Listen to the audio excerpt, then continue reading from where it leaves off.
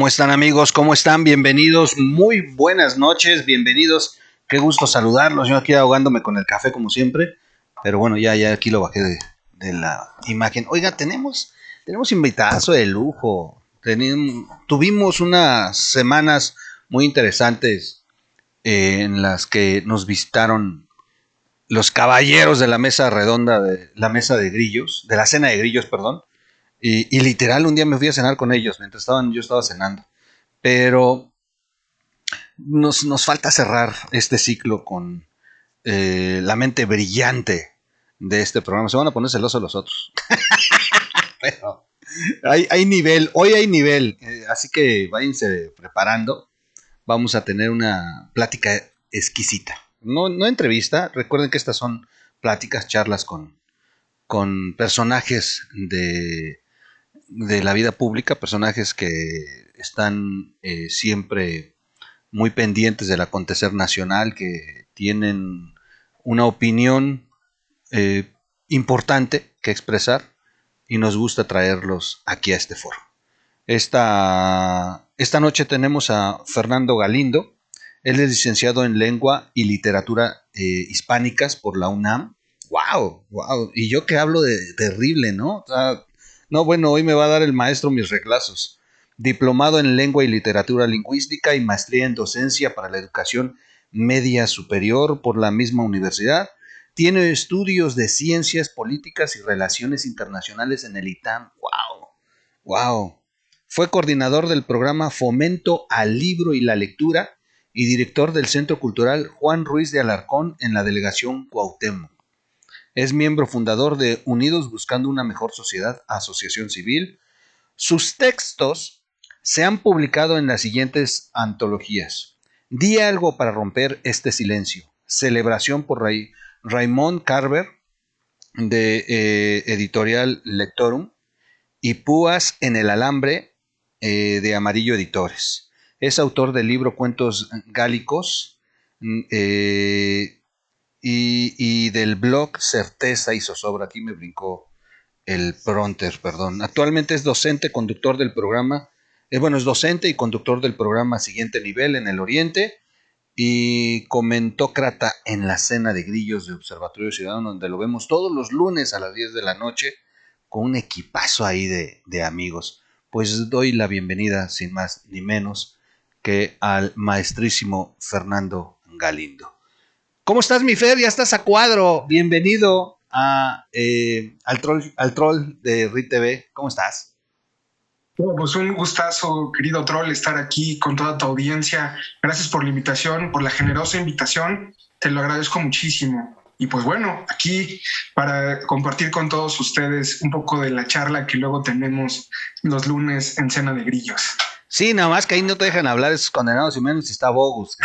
Entonces dije, yo tengo que llevar a Fer a que nos desarrolle un poco más estas ideas, porque de pronto ahí está limitado toda la bola y luego se les ocurre invitarme, entonces ya es menos espacio, cabrón. Ya la última vez, ya nomás tuvieron que cortar al pobre Fer que trae ahí demasiada información, pero pues el programa es muy corto y son demasiados grillos de ahí. Oye, pues gracias, mi queridísimo Fer. Yo creo que va a ser exquisito para el público esta noche. Y estamos en el chat en vivo. Dejen sus comentarios, vamos a estar leyéndolos. Les agradezco mucho a todos que estén participando. Y bueno, un saludo ahí a nuestros moderadores de costumbre, José Juan y Yedi, que nos ha estado acompañando estas noches. También a la comunidad de Observatorio Ciudadano, que seguramente se está descolgando de inmediato para seguirnos aquí. Y un saludo a todos los compañeros de Observatorio Ciudadano, que seguramente se van a refinar esta deliciosa entrevista. Oye, mi queridísimo Fer, con ese currículo, la verdad es que de verdad deberías de darle clases al maestro Taibo, cabrón.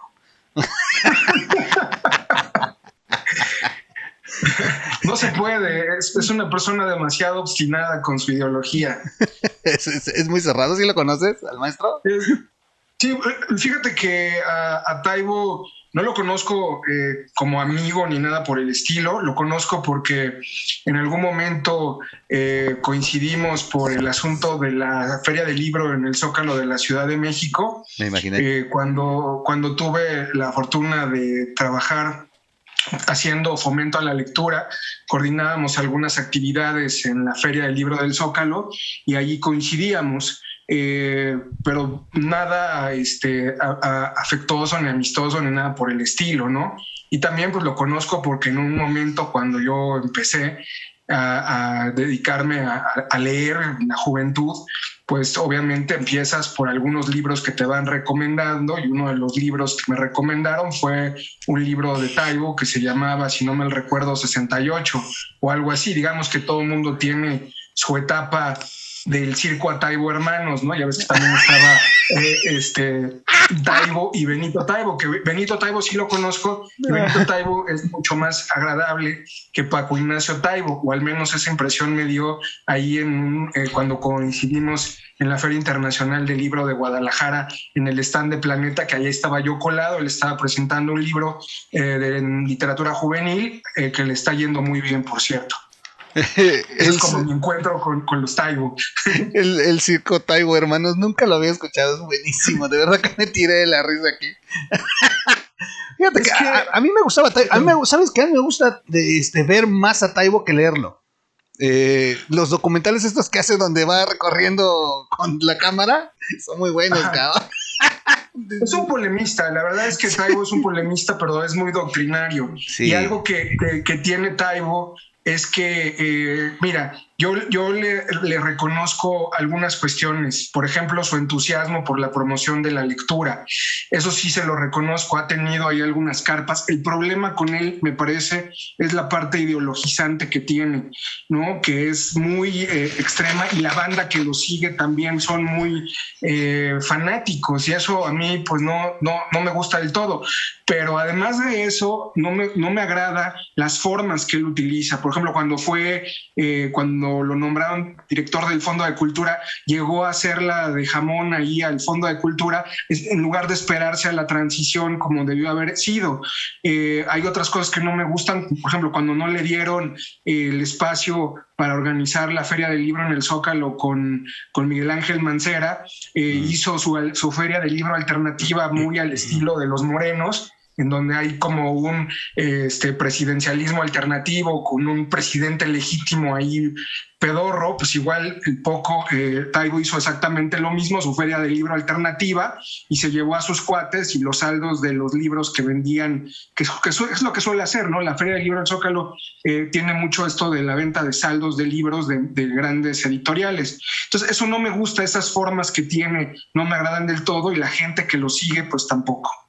Fíjate que, sí, muy radical la última que se aventó de desterrar a los enemigos de la 4T, y menos viniendo de un gachupín como él, ¿no?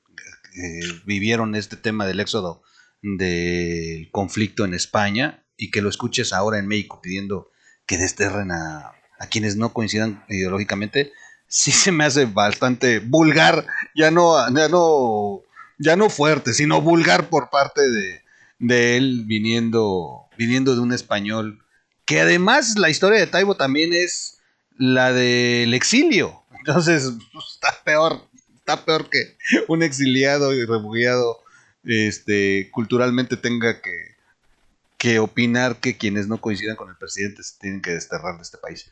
Oye, pero mira, Taibo no estaba en la agenda, pero salió a colación, y hablando de estos temas de que fuiste coordinador del programa de fomento al libro y la lectura, ¿qué opinas? ¿Sí ha servido la presencia de Taibo en el Fondo de Cultura? ¿Cambió en algo? ¿Cómo lo sientes? Sí, bueno, yo lo que he visto es que han utilizado el Fondo de Cultura para plantear su programa ideologizante, que es el que te comento. Uh-huh. Uno revisa ahora las novedades y va en función de todos los, pues digamos, libros, autores que le gustan a Paco Ignacio Taibo y a su grupo, y también está publicando a su grupo, ¿no? Ya. Todo el grupo que lo fue acompañando en la Feria del Libro, pues lo viene publicando ahí. La pregunta sería, bueno, ¿eso no lo hacían los administradores del fondo antes? Pues yo me imagino que también lo hacía, pero pues también había niveles de publicación. Ahora, el Fondo de Cultura, hay que entender que es una empresa del Estado, pero a veces no se maneja como empresa del Estado, y eso ocurría desde antes, ¿no? Sin embargo, las administraciones neoliberales intentaron de alguna u otra manera que funcionara como una empresa dentro de todo. Me parece que ahora ni siquiera tienen esa visión, tienen problemas de financiamiento, y yo no creo que Paco Ignacio Taibo sea el mejor administrador del mundo. Y yo sí creo que en gran medida han ido desmantelando todo lo positivo que se tenía en materia de publicaciones dentro del Fondo de Cultura Económica, ¿no? Seguramente y poco a poco irán desapareciendo algunos libros que consideren neoliberales en aras de implementar pues sus fijaciones ideológicas, como ha ocurrido. Y esta idea de los libros de 20 pesos, de Los Vientos del Pueblo, que es una colección que él cacarea mucho, pues va también en el sentido de los años 80. Yo me acuerdo que de las primeras lecturas que hice fue cuando mi padre compraba libros a una persona que los vendía en la banqueta, y salían con unas bolsitas y eran publicaciones del Estado, y entonces ahí venían colecciones en donde yo empecé a leer mis primeros libros. Ahora, si quisieran que la gente leyera más, pues una alternativa sería eso, que salieran a la calle, que tanto le gusta, y que hicieran eso que supuestamente saben hacer muy bien, un poco recuperando lo que les gusta de los años 80, porque esta administración es tan clara en ese sentido. Ahora, yo no creo que el Fondo de Cultura Económica vaya a tener mayor presencia. Gradualmente se ha ido retirando, en gran medida porque les han cortado el financiamiento, y en gran medida porque no creo que Paco Ignacio Taibo ni el equipo que lo acompañan sean los grandes administradores de librerías en el país. De hecho, tuvieron un problema con la Dirección General de Bibliotecas. Les terminaron adeudando a las empresas privadas, de editoriales privadas, que pidieron que les pagaran lo que les debían, y Paco Ignacio les dijo, no, pues les vamos a pagar nada más esto, 70%, si quieren, si no, pues jódanse. Entonces, pues ahí te habla un poco de cómo está la situación. No, pues entonces, no, un poco, es una radiografía muy atinada, qué bueno que te lo pregunté a ti, porque sí he tenido esta duda, ¿no? Han cacareado mucho y fue demasiada la necedad del presidente de imponer a Taibo, pues acuérdate todo lo controvertido que fue su nombramiento, hasta modificaron la ley, y de pronto, pues esperas que por lo menos alguien que toda la vida ha criticado el manejo del fondo de la cultura, del fondo de cultura, pues pudiera hacerlo mejor, y por lo que me estás diciendo, no solamente no lo han hecho mejor, lo han hecho peor, y están incrustados en el adoctrinamiento y son pésimos administradores. Qué lástima, qué lástima, porque hacia donde volteas y le preguntas a alguien con la experiencia que tienes sobre áreas de la administración actual, pues parece repetirse la misma historia. El agandallaje total, imponer ideas retrógradas y echar a perder lo que más o menos funcionaba. Brutal, porque estamos hablando de la cultura. Y ya que andamos en ese tema que tú eres experto, yo creo que nadie mejor para que nos comience a platicar sobre esta controvertida noticia que tuvimos 2 semanas para acá sobre la modificación de los libros de texto, que ya inclusive la iglesia ya pegó de brincos y algunos sectores de la sociedad han señalado. La oposición, bueno, tiene que fijar una opinión como oposición, pero es irrelevante la oposición. ¿Qué opina una persona como tú, que está muy empapada del tema de la educación en México y que además eres docente?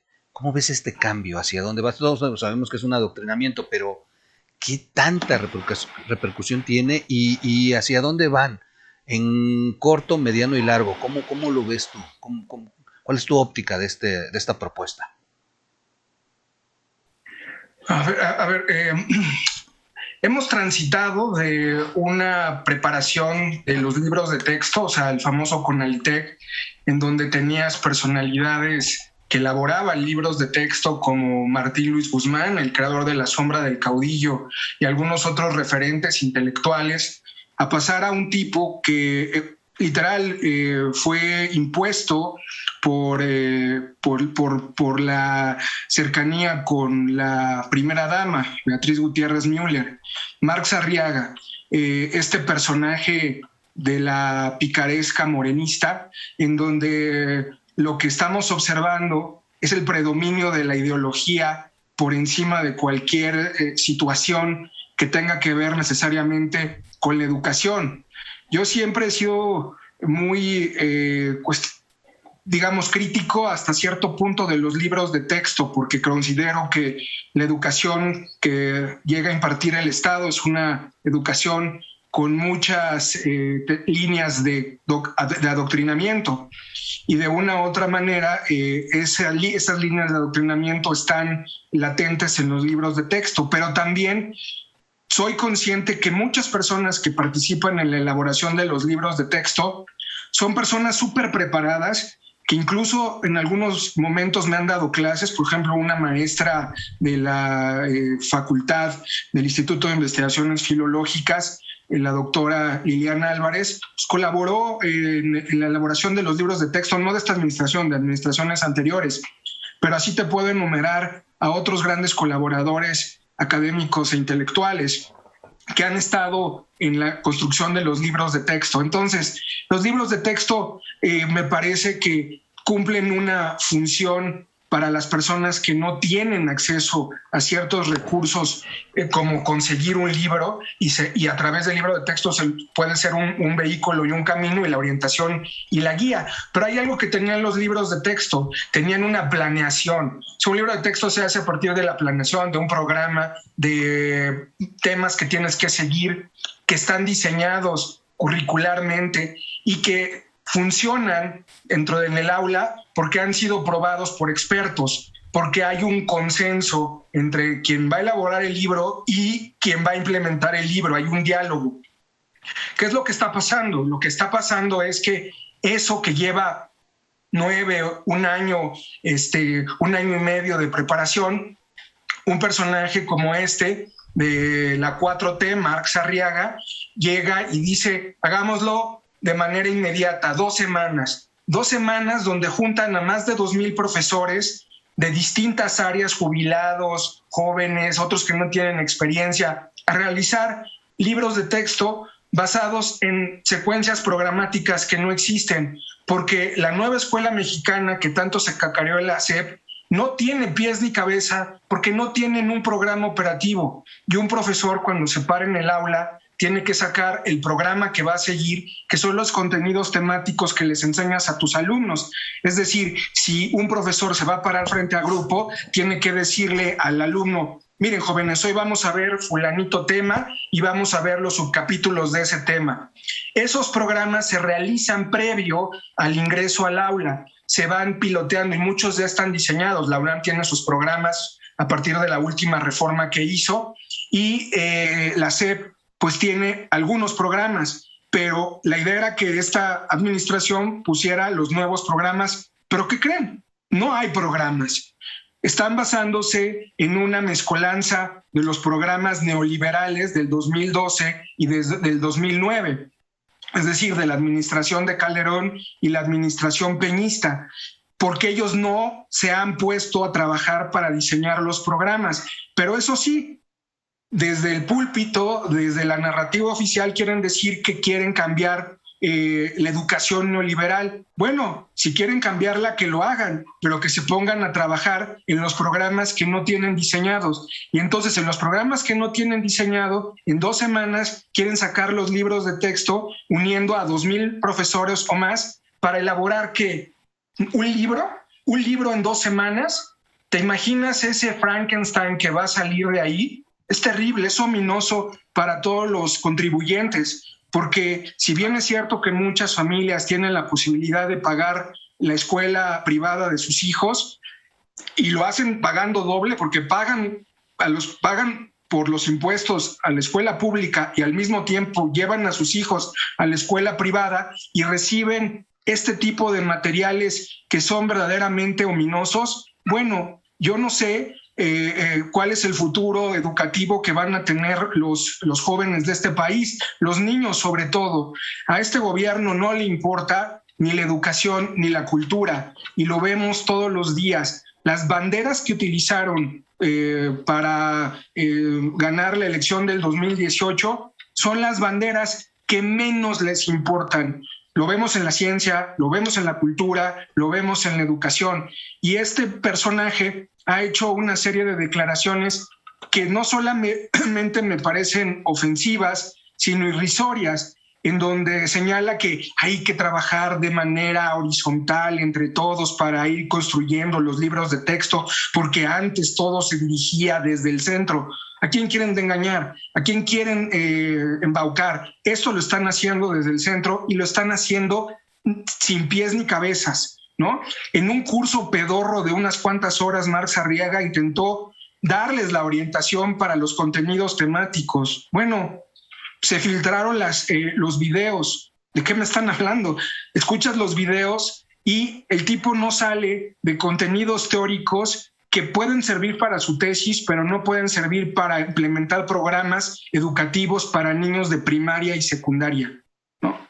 Y creo que ese es uno de los temas principales que hay que enmendar de manera inmediata. Así es como yo lo veo. Brutal lo que estás diciendo. Antes había una serie de procesos para que se pudieran renovar los programas educativos y tomaba tiempo. Digo, yo llegué a participar cuando la SEP convocó para el constructivismo en la educación y estuve trabajando con ellos y nos tomó cerca de 3 meses, Fer. O sea, y metido con los principales académicos del país, trabajando todo el tiempo. De verdad que llega un momento que yo me dormía, ¿no? Te voy a decir una cosa que hacía yo ahí. Yo era el de la empresa que ponía las pantallas y el audio. Y fue brutal, lo aprendí muchísimo. Me gustó mucho haber estado ahí, pero vi a los mejores académicos del país tratando de llegar a un acuerdo de cómo encaminar los programas educativos. Y no se parece nada a lo que están haciendo hoy, de improvisar y que en un solo día creen que van a poder hacer estos cambios. ¿Crees que ya tengan esto?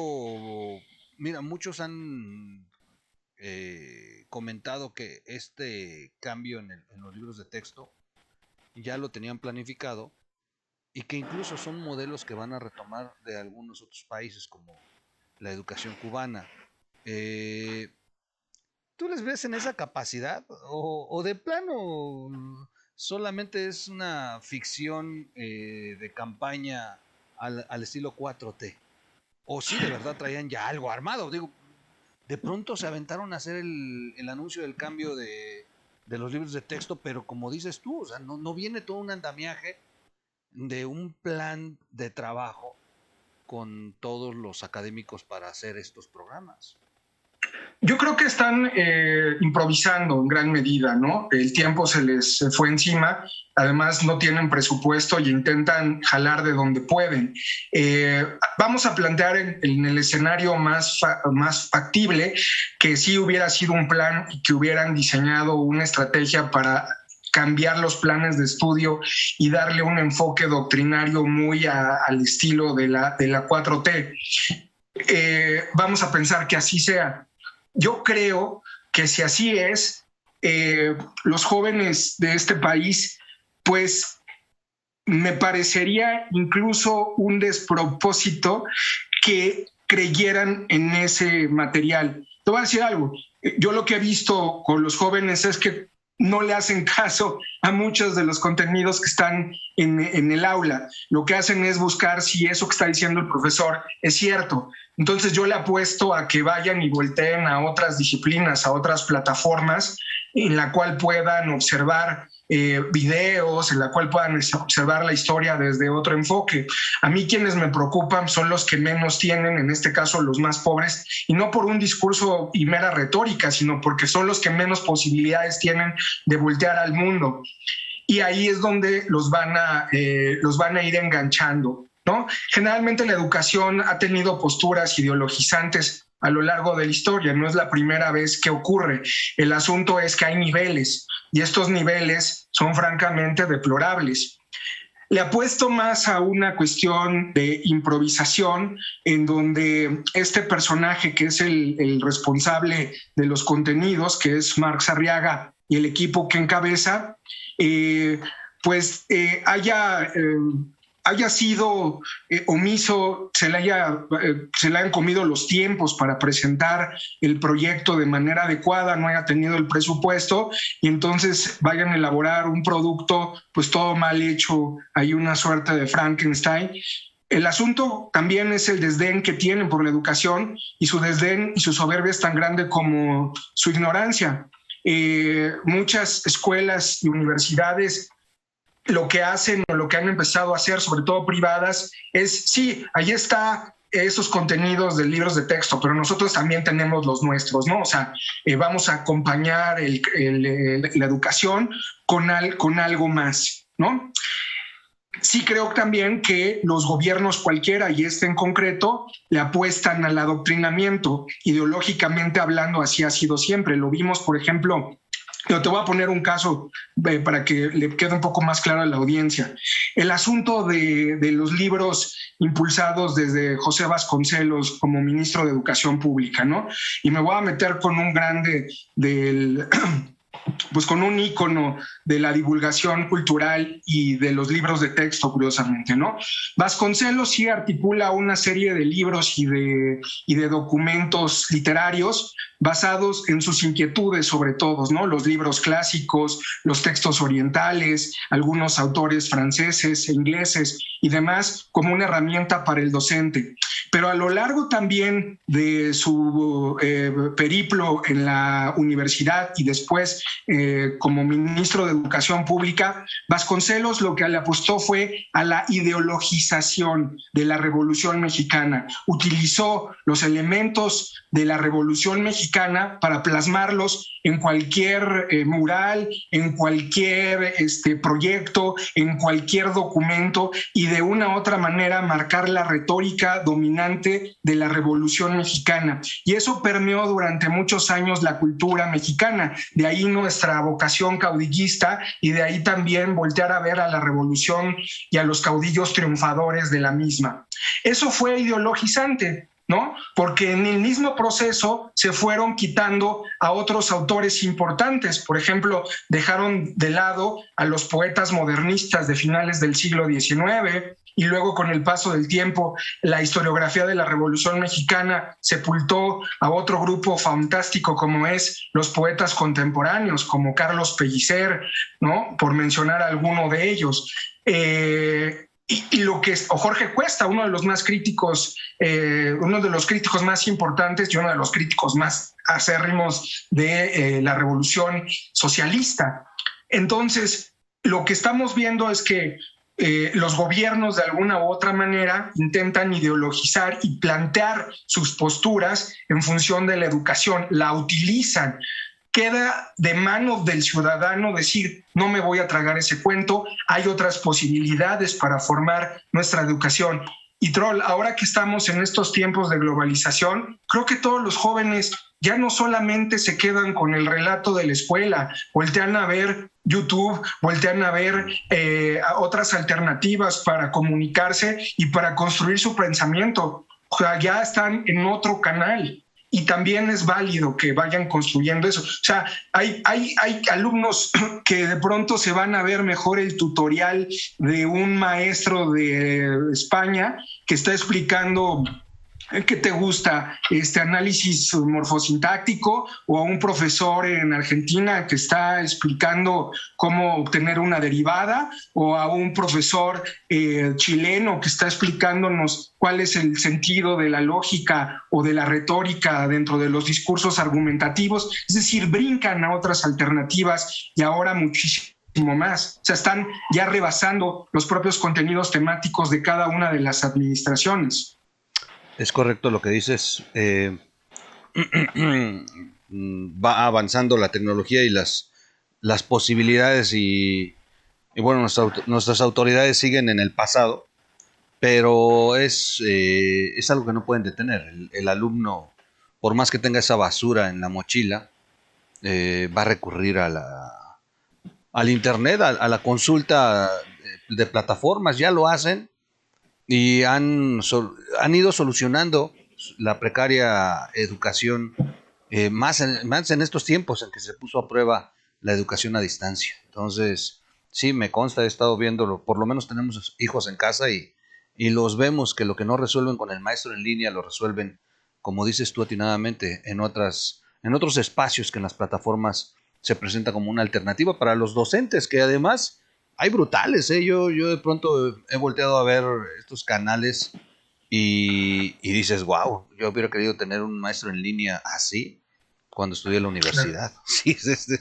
pero no están encaminados allá los programas educativos nacionales, al contrario, está pensando en que todavía son las aulas de los años 70 y bueno, ya los retos los quiero ver con este regreso a clases que, bueno, ya para empezar la CENTE ya son los primeros que se están poniendo y oponiendo a esta situación. Me llamó la atención que la CENTE no esté de acuerdo con la modificación a los libros de texto y yo hubiera pensado que hubieran estado de aliados a López Obrador. Toda la vida caminaron juntos con López Obrador como dirigente de la izquierda, como un aspirante a la presidencia desde la oposición. Hoy que gobierna no veo a la gente involucrada y he leído algunos argumentos de dirigentes nacionales del magisterio que opinan que los programas se están improvisando, que no los están tomando en cuenta y que no van a aceptar inclusive las modificaciones del libro de texto. Finalmente, pues pareciera más un tema electoral, ¿no, mi queridísimo Fer? Sí, bueno, claro. Y bueno, también a la gente a veces utiliza estos mecanismos de hacerle manita de puerco por donde sea para obtener mayores recursos y financiamiento, ¿no?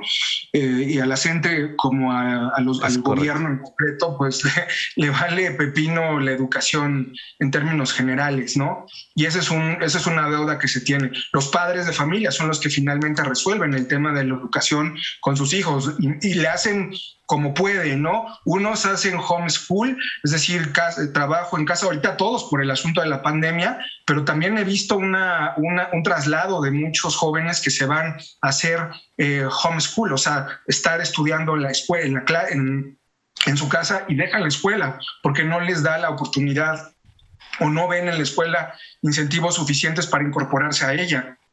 Sí, es correcto. Y más en una sociedad latinoamericana como la nuestra, que tenemos una profunda cultura estatista, tenemos una arraigada cultura estatista. Vemos al Estado como el manantial perenne que provee derechos sociales en abundancia y resuelve todos los problemas sociales con su rocío benefactor. Y eso no es nada más lejos que la realidad, porque el Estado no va a poder resolver los problemas inmediatos del aprendizaje de cada uno de nosotros. Un filósofo, pensador, economista, Friedrich Hayek, decía que cuando hablaba de esa fatal arrogancia intelectual de pensar que se podían diseñar sistemas sociales mejores que los que la humanidad ha sido capaz de establecer a partir del Estado, pues es eso ser arrogante, porque el Estado no puede resolver todas los problemas que tenemos, y menos los educativos, porque no le interesan, porque se pondera por encima de todo lo político, por encima de lo educativo. De la misma manera ocurre en la educación que en seguridad. ¿no? Entonces, esa necesidad en América Latina, esa necesidad congénica de subordinar el desarrollo personal y colectivo con la intervención del Estado y darle atribuciones al Estado para que eduque a nuestros hijos. Yo entiendo esa lógica porque pagamos impuestos, pero a los políticos no les importa la educación, les importa el siguiente puesto, y los jóvenes y los niños son completamente desplazados. Y nada más para cerrar como esta reflexión, Troll, uno de los puntos donde debemos invertir más, y lo han dicho economistas que han ganado premio Nobel de Economía, es sobre todo en la educación preescolar. Este economista que ganó el premio Nobel, James Heckman, mencionaba que es indispensable fortalecer el preescolar. Experiencias y estudios han demostrado que si tú le inviertes a preescolar, esa área tan importante de desarrollo, y que se reconozca la primera infancia como un resorte para el futuro, puedes ahorrarte muchos problemas a lo largo de los años. Los primeros años de un niño son importantes, y eso no lo estamos viendo porque aquí preescolar, la primera infancia, se ve como algo de, pues están haciendo bolitas y palitos, qué bonito, ¿no? Y eso no es verdad. Se está haciendo un trabajo, pero no se está haciendo un acompañamiento hacia eso, y sobre todo no hay el presupuesto necesario para proyectar con mayor fuerza a la primera infancia. Y eso lo vemos en países muchísimo más desarrollados, donde los primeros años de vida de un niño son decisivos para la génesis de aptitudes cognitivas a futuro. Wow. Es brutal lo que acabas de decir. Yo creo que ahí está la base del éxito de las naciones más desarrolladas. Hemos visto cómo modelos educativos como el de Japón, desde el preescolar ya les dan las bases de la robótica y generan en ellos un modelo educativo que tiene unos resultados con las mejores mentes que se pueden esperar a futuro. Y han sacado adelante ese país, sin duda. Y es un país que viene de estar de la guerra, que viene de tener unas condiciones brutales 50 años atrás, y que gracias a esto de privilegiar la educación, que para mí yo creo que es uno de los mejores modelos, el de Japón, pues mira en qué ha convertido este país. Gracias, Fer, por esto que nos comentas. Estamos con Fernando Galindo, para los amigos que se están conectando, que de pronto han de decir, oye, ¿quién es ese amigo que habla súper bien y que nos está dando toda una cátedra brutal? Bueno, pues Fernando Galindo es licenciado en Lengua y Literatura Hispánicas por la UNAM, diplomado en Lengua y Literatura Lingüística, maestría en Docencia para la Educación Media Superior por la misma universidad. No crean que nada más vamos a hablar de eso. Fernando tiene todos los temas. Ahorita vamos a hablar de cultura, vamos a hablar de ciencia y vamos a hablar de seguridad, que es uno de las materias fuertes de Fernando. Así que no se desconecten, vamos a hablar de estos temas esta noche. Así que bienvenidos para los que se están conectando. La entrevista se grabó 2 horas antes de ser publicada. Terminó de grabarse y de inmediato se está publicando. Debido a los ataques que ha recibido el canal, no nos quisimos jugar a que se perdiera el material. Nos pasó con René Galván.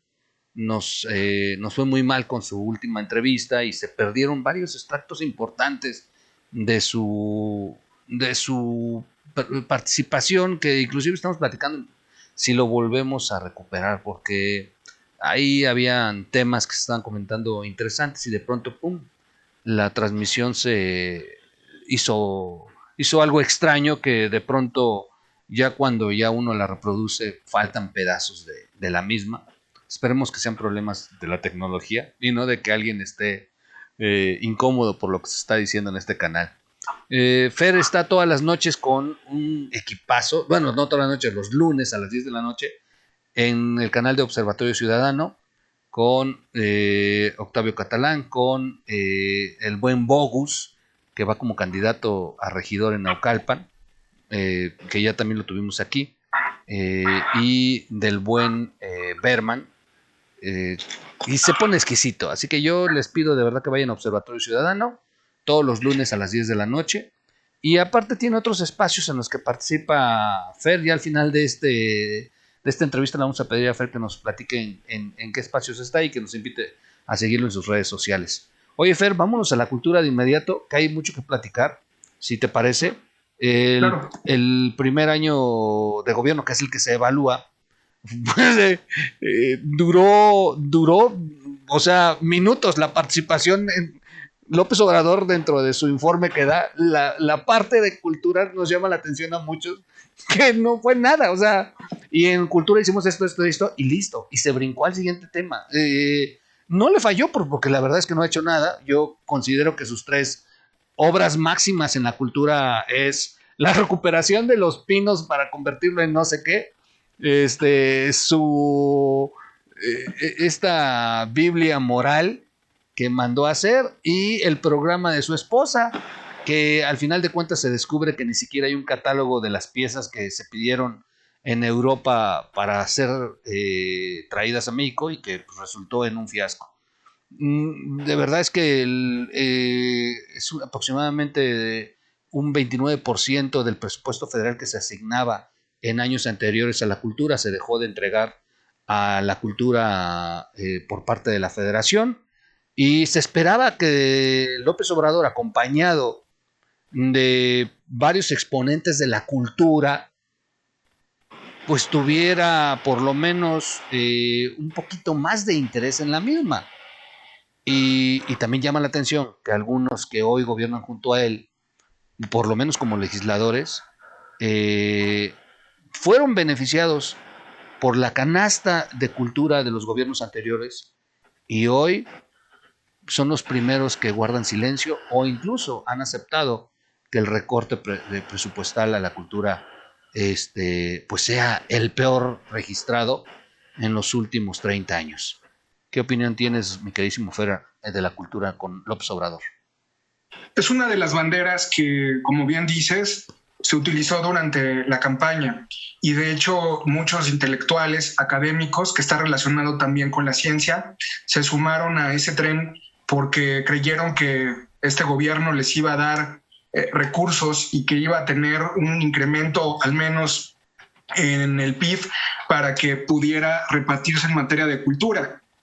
Si uno revisa la propuesta del candidato de Morena justo antes de la elección y ya después de la elección iba en una línea que yo incluso publiqué un artículo por ahí del 2018, un artículo que se llama El proyecto cultural de Morena entre el estatismo y la contradicción narcisista, y cuando lo publiqué muchos de mis colegas me dijeron que yo era un exagerado, otros me retiraron la palabra, otros cuestionaron que López Obrador era un intelectual, que él leía y que estaba consciente de las necesidades de la población cultural. Pues bueno, la evidencia me quedó muy claro que no era así.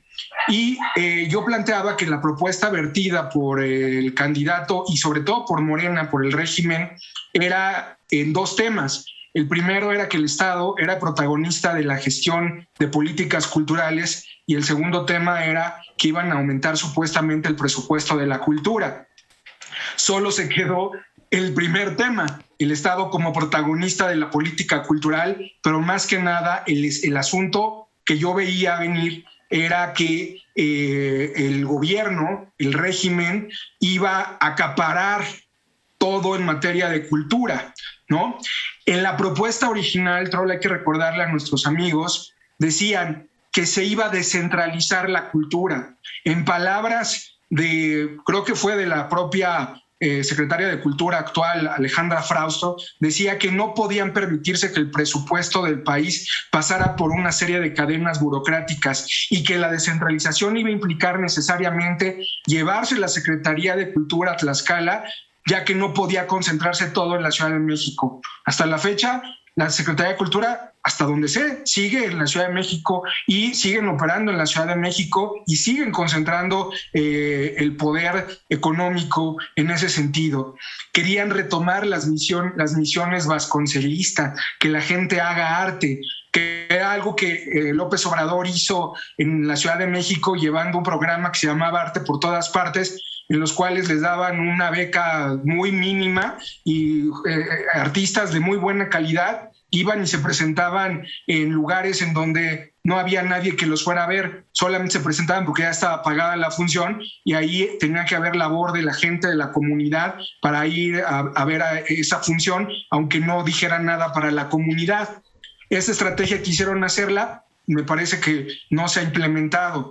El otro elemento que también estaba presente en materia de cultura era redistribuir la cultura, que según Fraustro era que no era lo mismo que descentralizar.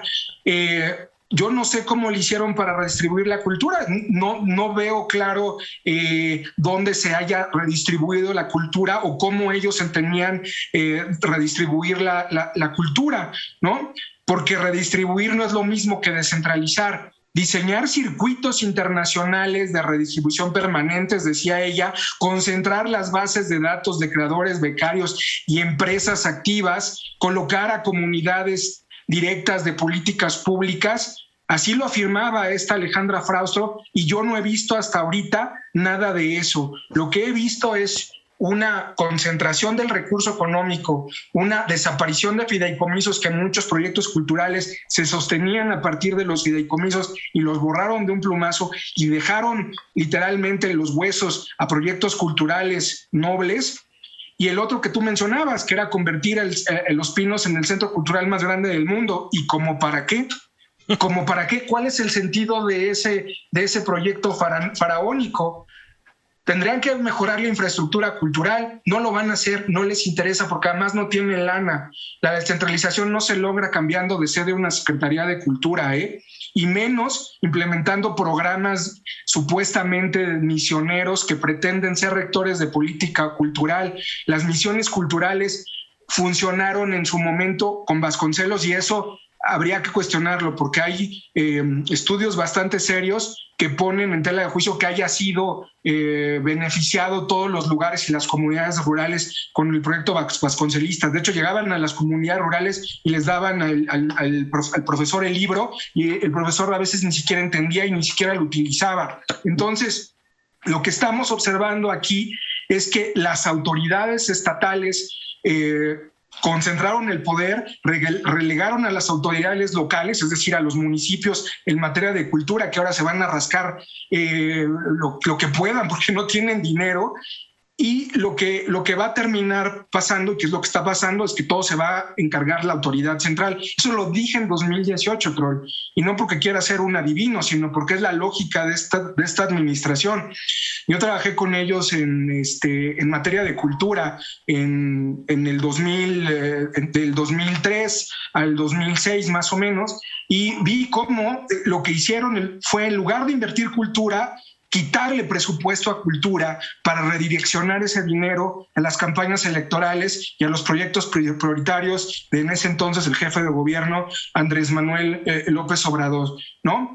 Estas ideas que se dieron en materia de cultura fueron solamente banderas espantabobos para poder jalarlos y decir, sí, vean, nosotros vamos a tener un proyecto muy claro, y no es verdad. No tenían en el contenido temático de cultura, ni cuando fue candidato, ni después cuando lo implementaron, una idea muy clara de cómo lo iban a hacer en materia presupuestaria, ¿no?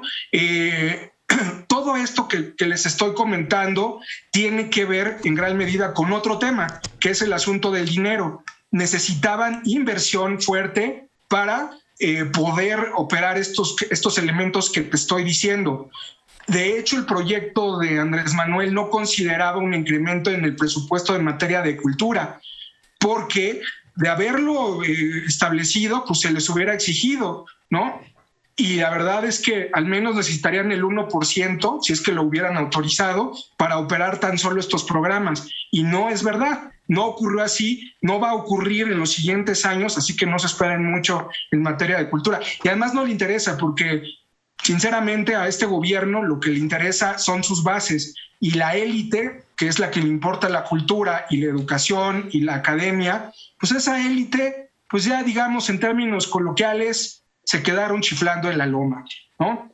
No le van a redituar votos, lo pueden criticar ad nauseam, pero ya él está en el gobierno, lo ayudaron a llegar, que al contrario, en lugar de agradecerles, se los paga.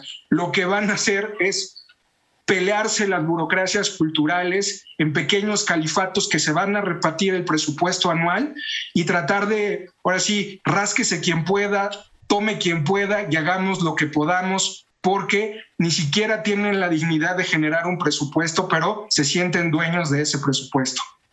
Wow, wow, sí, no hay duda de lo que estás comentando, y llama la atención porque, mira, puedes esperar de Andrés Manuel todo, pero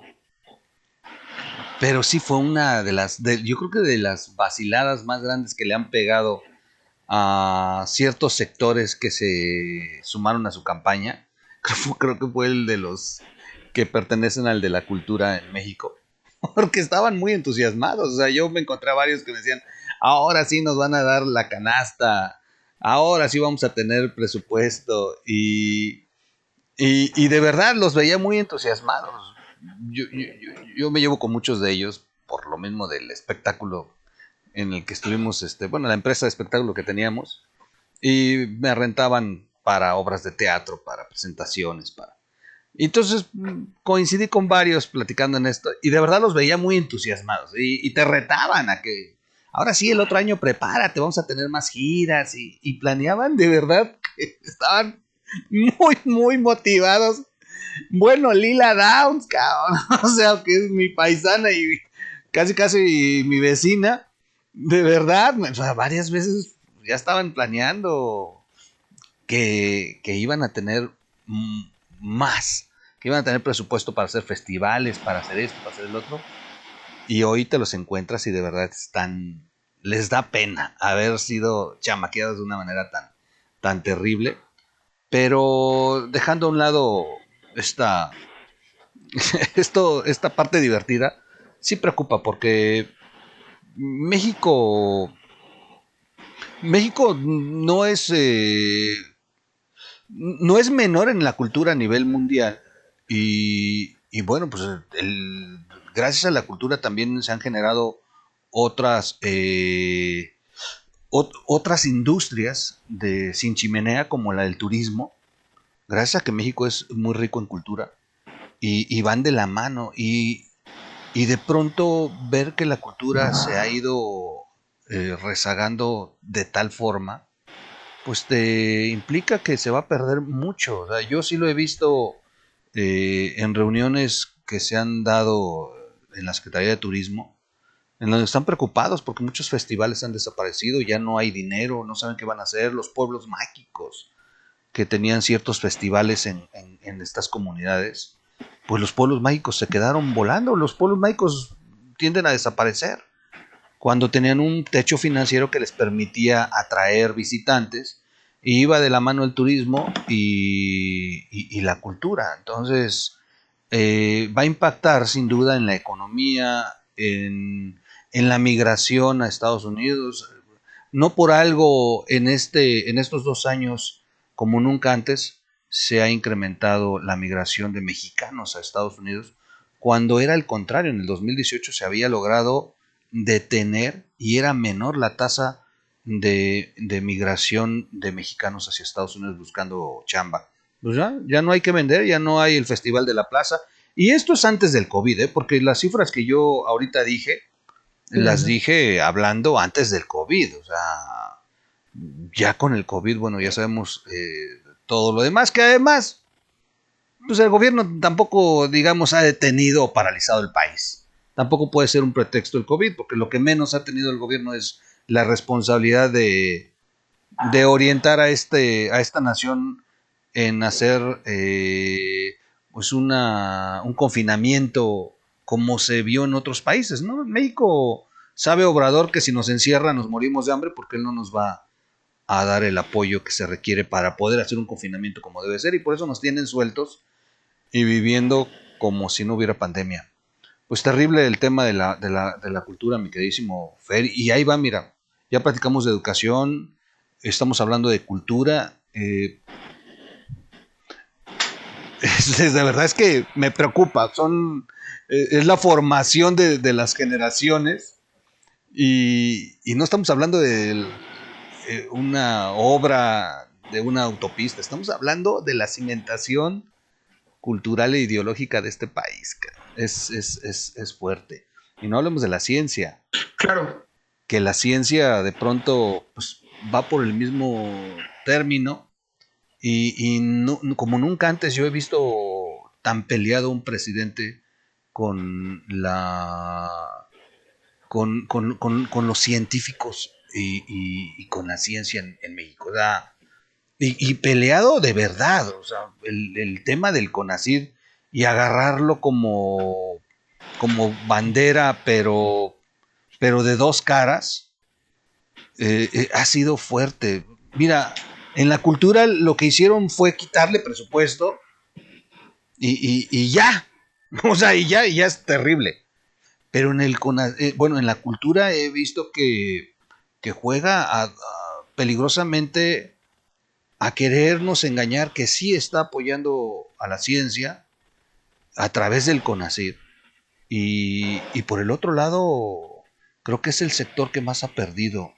Yo sí veo un juego muy perverso en este aspecto y no sé si es porque la pandemia le reclama a él atención en lo científico y por eso es que se recarga tanto a enfatizar que ellos están trabajando a través del CONACYT, pero lo cierto es que ni las becas cumplen y bueno, es un tercer punto tan importante en la formación académica de este país que sigue preocupando a las generaciones futuras. ¿Cómo ves tú el tema, mi queridísimo Fer? Yo coincido con lo que mencionas. De hecho, el asunto de la cultura también va ligado con el asunto de la ciencia y va ligado también por un tema que me gustaría como enlazar. Y ese mismo tema también pasa por seguridad.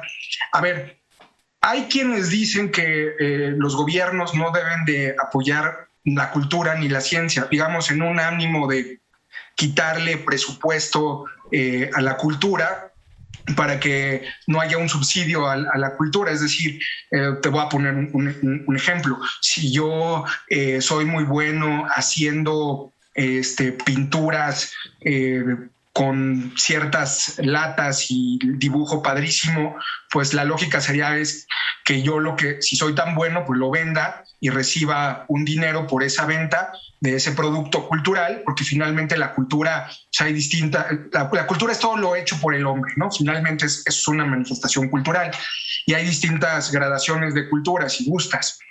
Esa persona que vende su pintura pues recibe un dinero y digamos que de ahí tendría que vivir. Hay quienes plantean que así debe ser y que el otro es un subsidio que se le da. Vamos a pensar que así fuera. Pues para eso hay instituciones que no son gubernamentales, que son las llamadas ONG, que deciden apoyar a proyectos culturales y deciden apoyarlos a través de ciertos fideicomisos, es decir, fideicomisos públicos y privados. ¿Me explico?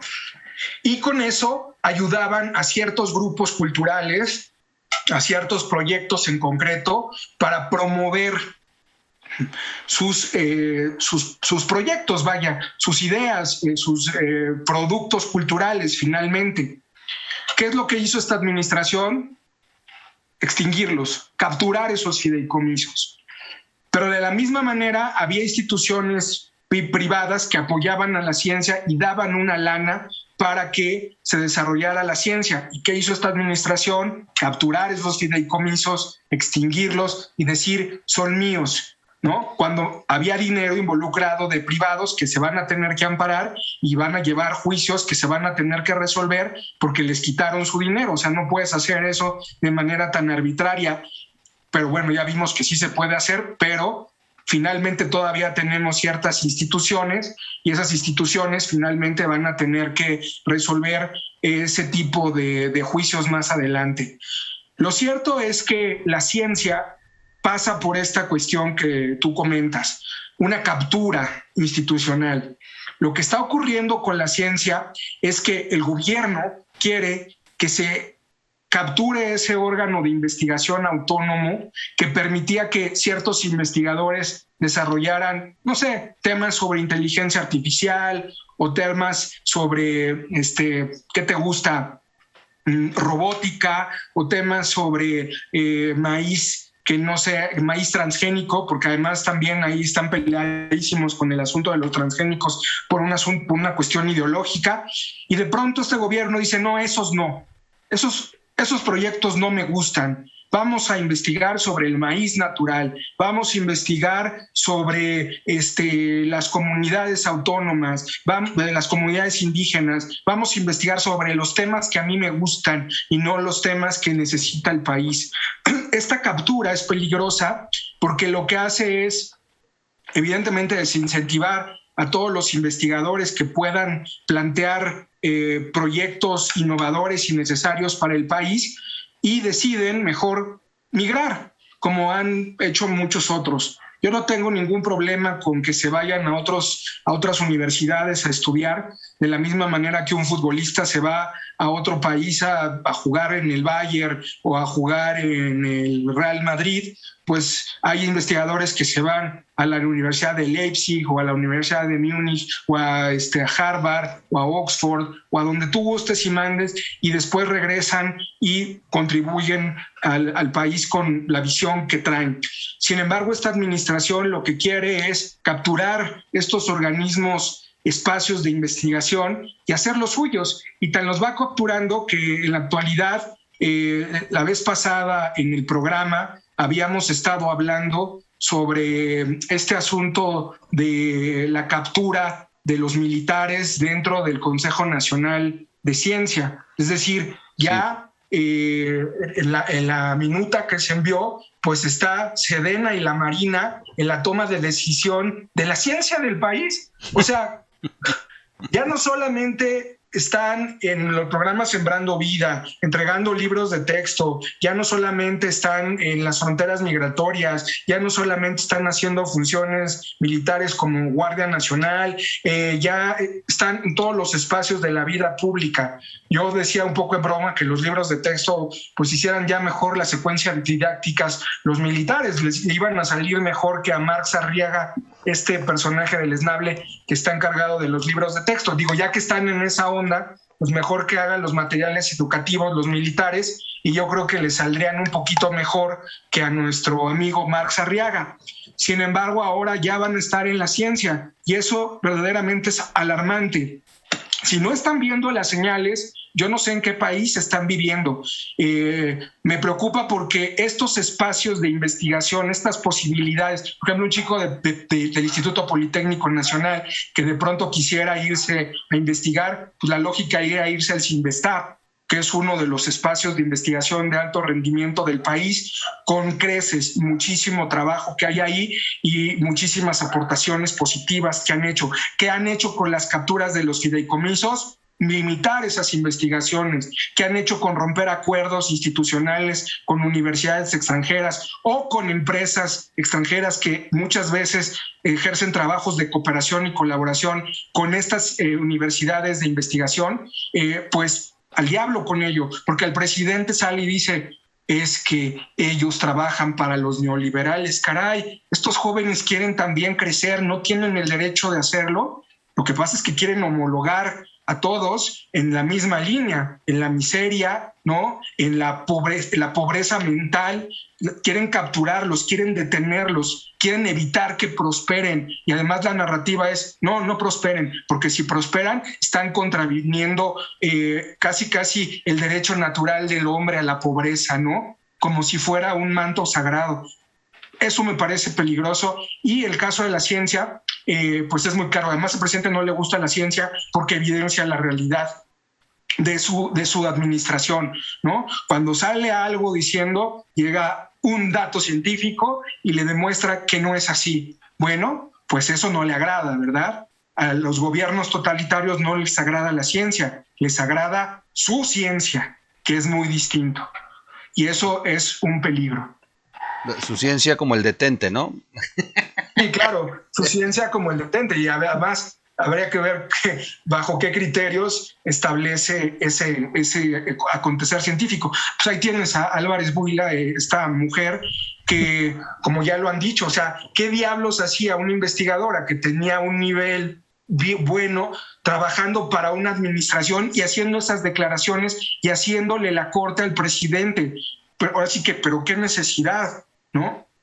No tenía ninguna necesidad de hacerlo y sin embargo lo han hecho. Y así muchos otros académicos que la verdad dejan mucho que desear con sus doctorados y sus galardones a cuestas. Pues ahí está de verdad la exhibida que les pegó ayer la joven de 19 años mexicana, Shige Bastida, que, híjole, hace una exposición en la cumbre climática brutal.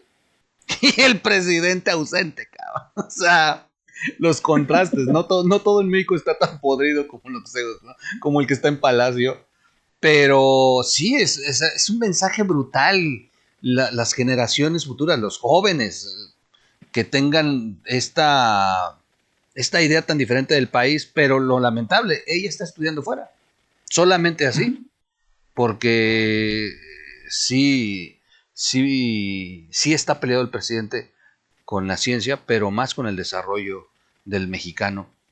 Hemos platicado de 3 puntos importantes con Fer Galindo. Se dan cuenta, la exposición de Fer es brutal. No dejen de ver Cena de Grillos. Fer es el que pone orden ahí en el tema de conocimiento, mientras todos estamos de grillos. Fer pone siempre la pauta del conocimiento ahí y es una combinación muy interesante de este programa, los lunes a las 10 de la noche en Observatorio Ciudadano. Y de verdad se la van a pasar súper 2 horas en las que se tocan los temas más álgidos del momento, se escogen en la semana y usted puede tener ahí información que le va a ayudar para tomar decisiones puntuales. Tres puntos básicos en los que hemos platicado hoy con Fer Galindo: la educación, la cultura y la ciencia. Y en los 3, Fer Galindo nos ha dado una exposición que me da ganas de, terminando este programa, hacer una maleta y llevarme a mis hijas a vivir a otro país, porque sí preocupa el diseño que se tiene detrás de esto. En los 3 puntos, Fer Galindo nos ha expuesto cómo el gobierno ha sido ausente, o mejor dicho, cómo no tiene intenciones de desarrollar ni la cultura, ni la educación, ni la cultura, ni la ciencia, de explotarlos, ni de convertirlos en una herramienta con la que este país se desarrolle. Todo lo contrario, lo que nos ha dicho Fer, y yo así lo entiendo, es que peligrosamente se han convertido en un instrumento para que se pierda la capacidad de razonar en una sociedad en la que los mexicanos terminemos convirtiéndonos en unas máquinas programadas con un bajo nivel intelectual y que no nos dé la capacidad de reaccionar y ver la realidad de lo que pasa con nuestro país. Eso es un modelo de alguien que busca perpetuarse en el poder y ser un dictador con un gobierno totalitario terrible. Me preocupa porque sí son herramientas que ellos van a tratar de ocupar, pero a la inversa, para que la sociedad quede completamente sometida y no se desarrolle este país. Esto, por consiguiente, da mucho, pero una de las principales, de los principales efectos, en voz de muchos expertos, es que la carencia de educación, de cultura y de ciencia te da por resultado una sociedad en la que lo primero que vas a tener es el incremento del crimen. que la seguridad o la inseguridad en una nación que tiene estas carencias en estos 3 puntos, pues va a tener un resultado opuesto. Mientras en unas van decreciendo, la inseguridad va a ir creciendo y se va a ir apoderando de esta sociedad. Pareciera que el modelo está diseñado así. Y es terrible, porque entonces sí estamos teniendo una sociedad que puede ser sometida porque nos están convirtiendo en seres que no podamos razonar y que no tengamos el conocimiento ni la capacidad. Y por otra parte, que vamos a vivir bajo el yugo de la inseguridad y con la justificación de las Fuerzas Armadas en la vía pública. ¿Qué opinas de esto, mi queridísimo Fer? Todo está correlacionado, querido Troll. Cada uno de los temas que hemos tocado, desde luego, es transversal al otro tema, como tú bien lo has señalado. A mí me parece preocupante el tema de la seguridad, en gran medida porque fíjate que hace tiempo leí un libro de Moisés Naim, un escritor venezolano, curiosamente, un analista que ahora vive en Estados Unidos. Y Moisés Naim publicó ese libro que se llama El fin del poder, y establecía en gran medida que el poder ya no son los grandes poderes, sino que los poderes se han atomizado de tal manera que hay grupos que pueden desestabilizar ciertas regiones en función del micropoder que manejan, ¿no? Pensaba mucho en los cárteles del narcotráfico, basándome un poco en lo que decía Moisés Naim y en un estudio que publicó hace unos meses, o si no me recuerdo, un año, Víctor Manuel Sánchez Valdés, un especialista en materia de seguridad. Naim decía que América Latina es la región más asesina del mundo. Cerca del 42% de los asesinatos en el mundo ocurren en América Latina, lo cual es verdad. Aunque allí en concreto vive el 8% de la población, de la humanidad. Creo que los problemas más preocupantes del país son la seguridad, pero en concreto la gente lo percibe como la pobreza y el desempleo, no la desigualdad. Curiosamente, el tema de la desigualdad, según estudios, no aparece en los referentes que tiene la sociedad mexicana en esa materia. Ellos ven más bien la pobreza y el desempleo como factores de riesgo para caer en las garras de la inseguridad.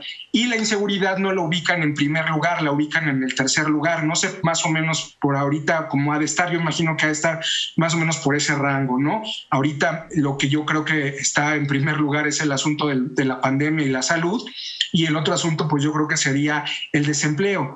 A la gente en términos reales le preocupa más la economía que el crimen. Eso también es una realidad, porque la economía tiene que ver directamente con el bolsillo y el crimen no necesariamente tiene que ver con ellos en muchos casos, porque aunque existe la violencia, no necesariamente existe para todos. Está ahí como un organismo latente, pero no necesariamente está tocando las puertas de todas las personas.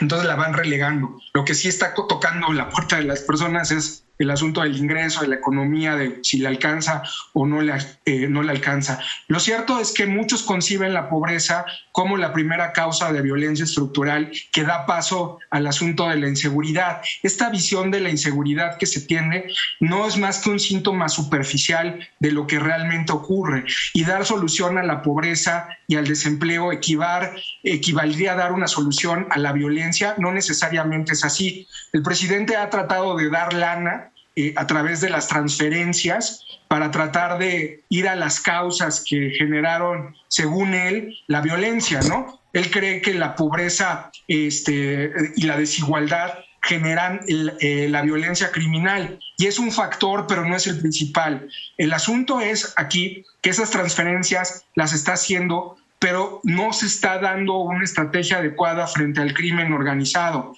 que ese es otro asunto que ahorita quisiera hablar.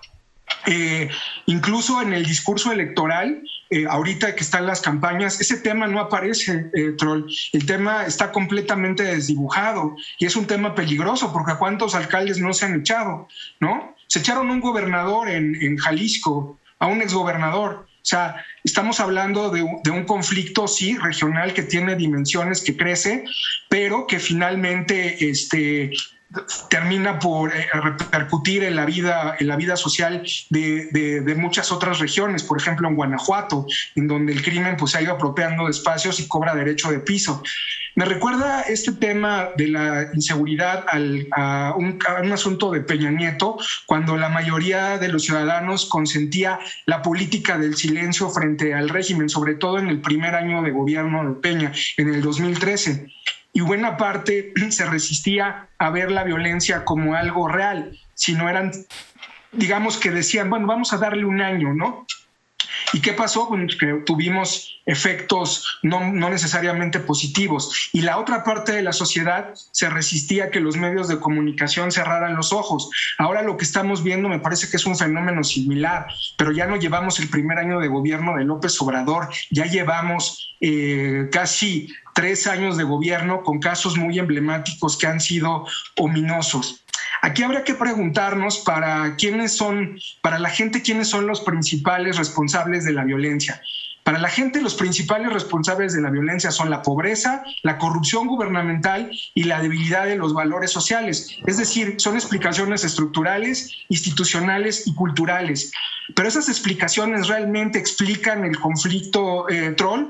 Yo creo que aquí va más allá y hay que profundizar. Aquí el problema es también la alta demanda de Estados Unidos de drogas, que genera un mercado ilegal que tiene que cubrir de una u otra manera. Países como Colombia o como México tienen que satisfacer esa demanda. Y por otro lado, el asunto de las armas que entran de manera ilegal por la frontera y que impunemente transitan por México. Esos son factores que también hay que atender y que hay que revisar, pero el gobierno no quiere hacerlo tampoco, no se ha metido de lleno a explicar esa problemática. Entonces, hay muchos actores involucrados en el gobierno, más allá de la propia transferencia de recursos económicos. Es decir, no basta con darles lana a los ninis, porque, a ver, un joven que entra al crimen organizado pues va a empezar a ganar más que si le dieran una transferencia directa o una beca. Eso también es una realidad. Lo que no cuentan y lo que no explican es que la esperanza de vida de ese joven que se incorpora al crimen organizado es del 50% más o menos. Es decir, poco creo que dure un año trabajando y no lo van a indemnizar. Lo van a indemnizar con un sepulcro en quién sabe dónde o en una tumba en quién sabe dónde, porque no lo van a encontrar, lo van a desaparecer. Entonces es un problema muy complicado. En el caso de México, curiosamente, 2/5 partes de los mexicanos identifican a los cárteles de la droga como el principal provocador de la narcoviolencia. En segundo lugar, ubican a los consumidores de drogas. Qué curioso, porque culpan a los consumidores de droga, pero no todos culpan al crimen organizado. Y aquí tenemos ciertas contradicciones en la manera en que percibimos el asunto de la violencia. Lo cierto, querido troll, es que la violencia tiene relación multifactorial. Son muchos los factores que están alrededor que hacen que la violencia exista. Y hay que entender una cosa, los cárteles han diversificado sus actividades criminales. Ya no solamente es la droga, ya es la extorsión, la trata de blancas, secuestrar migrantes y llevárselos, la leva. En fin, son actividades que provienen, son actividades ilícitas que no necesariamente provienen de esto que te comento, de las drogas. El otro factor que la gente, por ejemplo, señala, es un estudio muy interesante que se publicó hace unos años, publica al Estado como culpable, claro, pero recargan la culpa sobre todo en los cárteles y en los consumidores. A mí siempre me ha parecido un poco gracioso que recarguen la culpa en el consumidor, porque, bueno, el consumidor consume y listo. Yo creo que la culpa en gran medida está en la construcción de mercados ilegales y que deberíamos transitar hacia una legalización mucho más gradual, no solamente de la marihuana, sino de otras sustancias. ¿Por qué? Porque eso de una u otra manera sí bajaría hasta cierto punto los niveles de criminalidad y permitiría tener una mayor control, no quiero utilizar la palabra control, pero bueno, voy a tratar de utilizarla, tener un mayor mecanismo de ver si lo que te están vendiendo en realidad es el producto que estás pagando, ¿no? Cuidarías más las formas de venta, ¿no? Había un mercado lícito que permitiría despresurizar el asunto de la ilegalidad y sobre todo llenar las cárceles con un tipo que vende marihuana, ¿no? Que les encanta a los políticos poner leyes punitivas que digan, el señor Troll estaba vendiendo su churrito de marihuana aquí afuera y no tiene permiso, vamos a darle 20 años de cárcel, ¿no? Y te llenas la cárcel, y las cárceles son verdaderas universidades de la violencia y del crimen. Entonces, otro elemento que también habría que preguntarnos como sociedad es ¿de dónde salen estos monstruos que de pronto decapitan, cercenan, meten en ácido a las personas? En otros países como Estados Unidos o Alemania, la sociedad no solo se vuelca hacia el asunto de la persona que murió, sino también perfila a los victimarios, hace un análisis de quiénes son estos tipos para entenderlos, para trabajar en áreas psicológicas, estratégicas y tratar de desactivar a estos núcleos enfermos y nocivos para la sociedad. Hablamos normalmente de la violencia y no de los criminales. Por ejemplo, Calderón veía a los delincuentes, me acuerdo que Calderón veía a los delincuentes como si fueran enemigos externos, y quizá lo sean, pero como si hubieran nacido en una caja de Petri, y no es verdad, nacieron en el país, son mexicanos y vienen de algún lugar y hay que revisar las causas. Obrador los ve como sus aliados, ¿no? O sea, uno los ve como algo ajeno, como güeyes que llegaron de un lugar extraterrestre, y el presidente los ve como sus aliados. Ambos son polos de nuestra desgracia, ¿no? Y creo que ahí ese tema me preocupa bastante, porque creo que hay una correlación entre la permisividad que tiene la sociedad frente al crimen.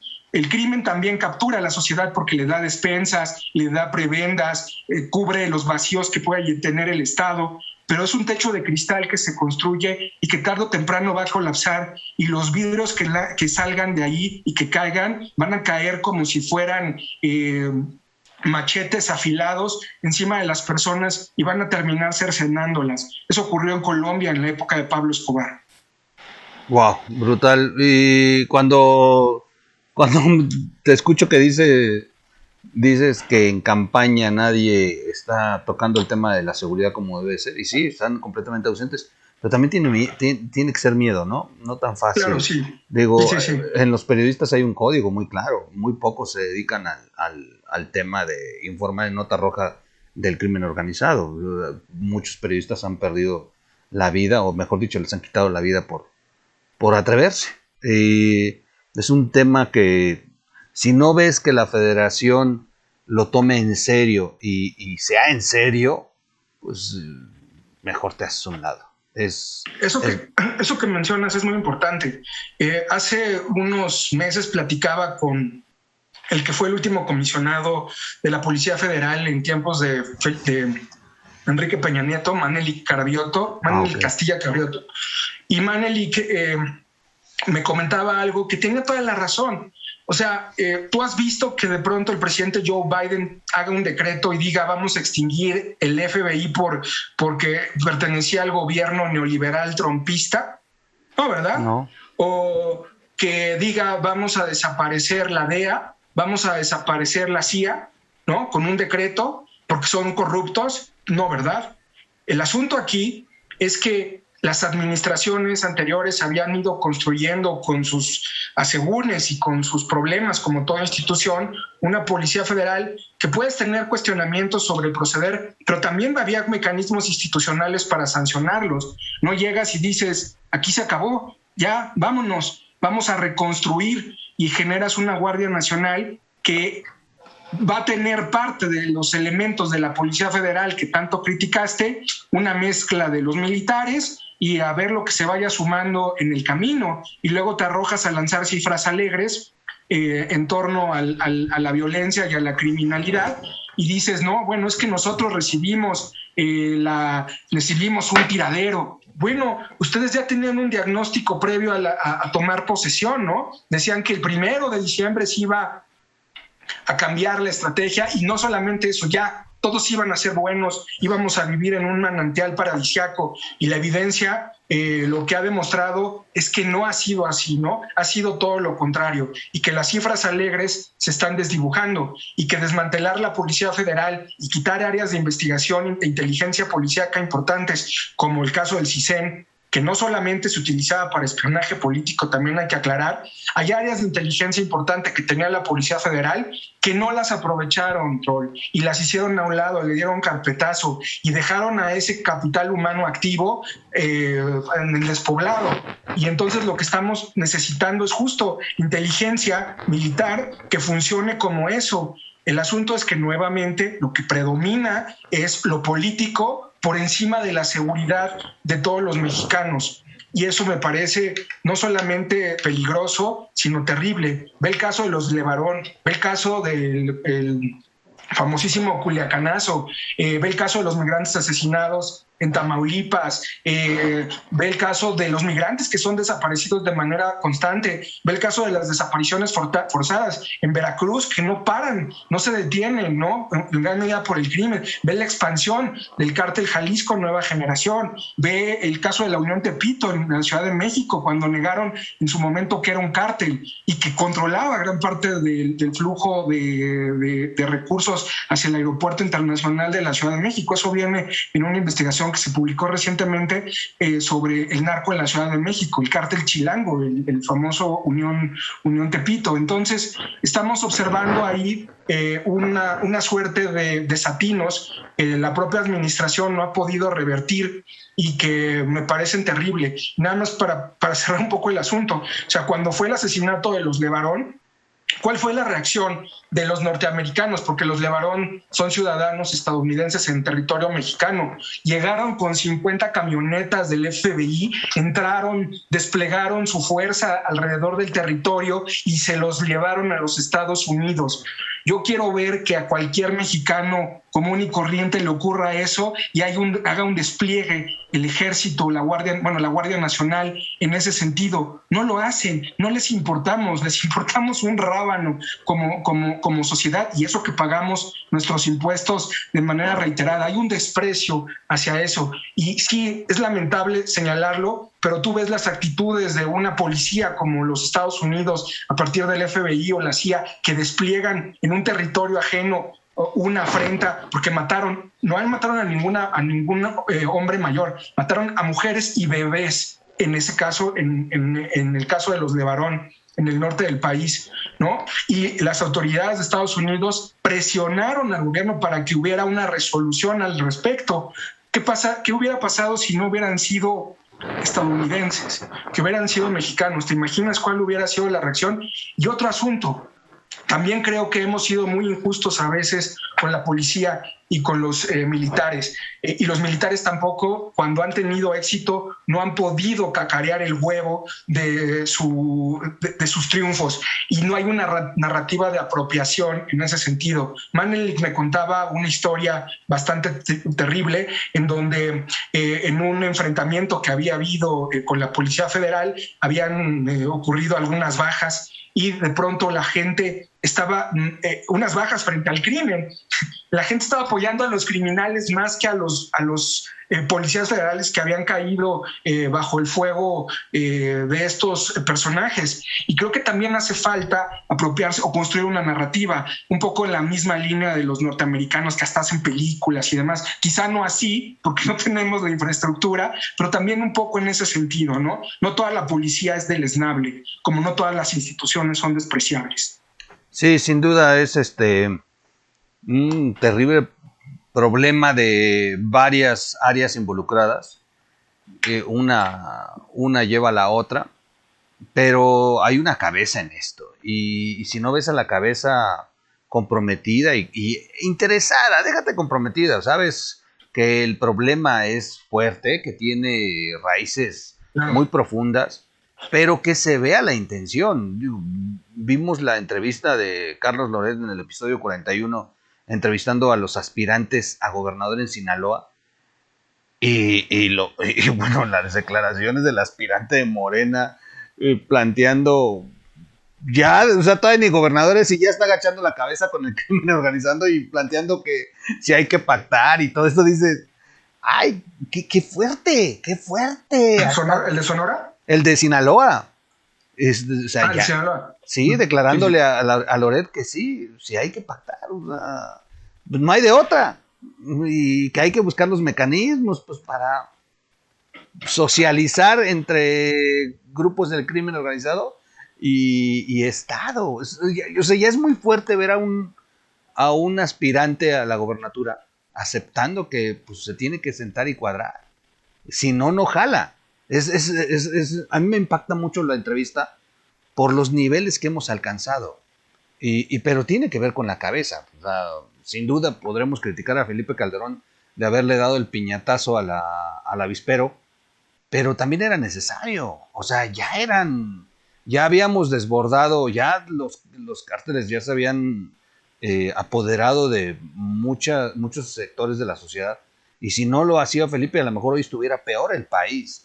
Y yo hubiera preferido hoy en día tener a Felipe Calderón a cargo de la seguridad pública con todo y el derramamiento de sangre que los abrazos y no balazos. El contraste es muy claro. Las cifras del crimen han subido.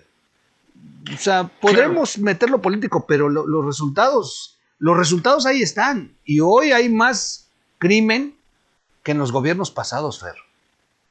Sí, mira, siguiendo eso que mencionas, yo estoy de acuerdo con ese planteamiento, desde luego. El presidente que es tan priista y tan del priismo pasado, habría que recordarle que cuando el régimen priista llegó a su fin, cuando hubo este cambio de siglo en el 99, el ocaso del priismo y el ascenso del panismo, habría que recordarle a López Obrador que los mecanismos de control de las élites regionales y nacionales se fueron debilitando cuando cayó el PRI, ¿no? Porque ellos tenían el control de ciertas áreas y digamos que la lógica era que no generaran ningún tipo de problema. Empezaron a tener problemas justo en los 90s con Salinas, el caso de el cardenal Posadas Ocampo, sí, y otros casos que se fueron dando, que se les fue desbordando el asunto. Cuando llega el nuevo régimen, estos mecanismos de control que tenía el priismo con el crimen organizado, porque sí había un mecanismo de control en ese sentido, estos pactos secretos que se establecían, pues se rompieron y se establecieron focos regionales que eran controlados en gran medida por los gobernadores hasta cierto punto. El asunto es que estos criminales, lejos de tratar de llevar la fiesta en paz, decidieron ser mucho más agresivos e irse comiendo poco a poco el mercado y las áreas de influencia, porque tú no pasas de aquí, tú tampoco pasas de aquí, y fuera de aquí ya no se puede, ¿no? Entonces, ¿cómo chingados no? Entonces fueron, digamos, obteniendo mayores rebanadas del pastel. El presidente ha jugado en esa línea de control, pero les ha permitido avanzar. Les ha dicho, no les voy a hacer nada, y él cree que los cárteles le van a responder, sí, venga, abrazos, no balazos. Y no es verdad. Lo que hemos visto es lo que tú señalas. Un incremento en el crimen, una fuerza bélica, una fuerza y presencia beligerante, ¿no? Que reta al Estado de manera reiterada. Bueno, ahí tenías el líder del cártel del Santa Rosa de Lima, y lo que finalmente terminó ocurriendo, porque ya le había colmado el plato al ejército.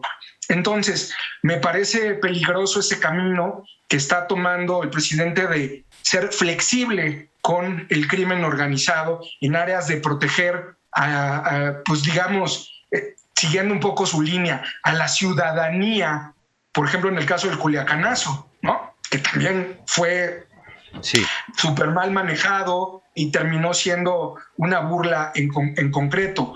Y también creo que esta visión de la guerra contra las drogas me parece que es una visión que tiene que transitar hacia otro camino, ¿no? Que tiene que tomar un camino diferente, pero ese camino necesariamente pasa por negociar con los Estados Unidos, porque en realidad la guerra contra las drogas, y eso también sí lo creo, es un asunto de seguridad para los Estados Unidos, en concreto, en esta lógica de la batalla contra los cárteles, aunque ellos al interior tengan sus cárteles. Esta lucha contra las drogas, aunque ellos al interior tengan estructuras delincuenciales que distribuyen droga con anuencia del propio gobierno, ¿no? Porque si no, pues se colapsaría en gran medida el mercado interno que tienen allí. Entonces, creo que esta lucha tiene que ir por otros lados, pero sobre todo creo, como ya lo han señalado los expertos, con inteligencia, Troll, con trabajo fino, con tejido, con recabar información de las fuentes directas de las instituciones de seguridad municipales, que por cierto, gracias a los fideicomisos que capturaron, los dejaron en los huesos. Yo no sé cómo van a ser las policías municipales para enfrentar el crimen, si antes tenían el famoso Fortaseg, que era un fideicomiso para capacitarlos y darles instrumentos de defensa frente al crimen. Pues ahora, con esta anulación, literalmente los dejaron en los huesos, no van a poder hacer frente. De por sí no podían, ahora mucho menos. Y lo más terrible de esto es que esta administración se montó justo en la no militarización, en no ir contra la ley de seguridad, y nos endosaron una Guardia Nacional de rango constitucional que va a tener facultades discrecionales para hacer uso y desuso a lo largo de esta administración. Y los demás que antes vociferaban en el Senado, que se sumaron de paleros a esta causa, como los Gael García Bernal o los Diego Luna o los otros que andan ahí dando tumbos por el mundo o agachados con la administración, ¿qué están haciendo? Callados, ¿no? ¿Por qué? Porque este gobierno resultó más militarista que otra cosa. Bueno, ayer subí un video sobre la declaración de Gael García y ya descompuesto, ¿no? Y Diego Luna, que hace 2 meses declaró, pero no les queda de otra. No les queda de otra, porque de seguir defendiendo lo indefendible los va a convertir en cómplices de. Pero hay otros que sí siguen aferrados en defender a Obrador, y hasta spots les hacen. Es brutal. Sin duda es un tema complejo la seguridad. No podemos agarrar como modelo a Estados Unidos. Digo, es el país con número 1 en consumidor, pero no tiene las cifras de crimen que tenemos en México y de impunidad. Si tienen problemas con cárteles locales, si hay zonas que controlan algunos cárteles, principalmente en las ciudades donde hay más consumo. Obvio, hay una competencia por el mercado, pero como bien dices, mi queridísimo Fer, el Estado ha logrado equilibrar y mantener en una tolerancia. O sea, sabe que existe, sabe que hay un consumo, sabe que hay una distribución, pero también no los ha dejado desbordar como en México, que hay fosas clandestinas, que hay levantones, que hay de todo. Una mujer aquí es violada cada 20 minutos, 9 mujeres son desaparecidas al día. Es brutal lo que está ocurriendo en México, y no se detiene, no se detiene. Vuelvo a insistir, yo siento que el Estado se ha preocupado más por un tema electoral, un tema de propaganda, y no por un tema de fondo. Aún tenga Guardia Nacional creada, aún tenga todo lo que le podamos ver, los resultados están en números, y contrasta mucho con lo que ellos siempre en su narrativa nos intentan hacer creer. El crimen no ha descendido, y tampoco se han solucionado problemas tan básicos como el de, el de poder ver a la policía en Tulum cometiendo este tipo de cosas, cuando atinadamente tú lo dices, el fondo que existía para capacitarlos ha desaparecido. Son los primeros responsables de que las policías municipales tengan estas actitudes de atención a la sociedad fuera de la ley. Es muy complejo, sin duda, pero vuelvo a insistir, la actitud de quien gobierna y que representa el Poder Ejecutivo, que administra como cabeza de la seguridad en México, pues no se ve. Cuento dos anécdotas muy rápido para ya conclusiones, mi queridísimo Fer. Un alto mando de la policía en mi estado me lo dijo al inicio casi de la administración de ellos. Habrán pasado 4 o 5 meses y me dijo, pues mejor que nos digan si vendieron la plaza, porque la verdad nosotros estamos desesperados. O sea, un alto mando de la policía estatal. O sea, estaban desesperados de que ven actitudes en el Estado federal muy contrarias a las que ellos estaban acostumbrados y además se sienten solos. Y otro mando de la policía me dijo, mira, Quintana, nosotros los detenemos y el lunes están en la puerta del cuartel liberados. Ya no nos queremos meter en broncas.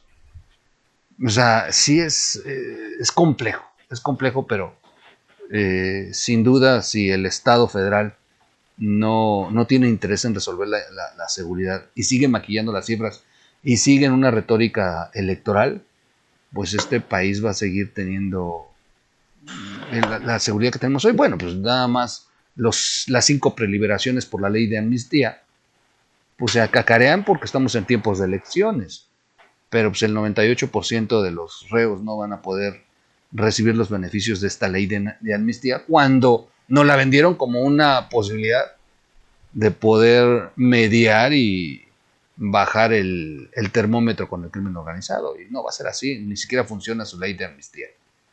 Pues mi queridísimo Fer, tienes puntos muy, muy atinados. Este tema de seguridad yo creo que da para platicar horas y horas y horas. Es brutal, tienes una experiencia muy fuerte en esto, y ojalá y nos regales otra entrevista donde podamos platicar en específico de seguridad, que nos metamos a hacer un análisis con números reales y ver cómo le va a Durazo, porque también habrá que ver cómo toma el pueblo este tema. Mira en qué se ha convertido Ciudad Obregón.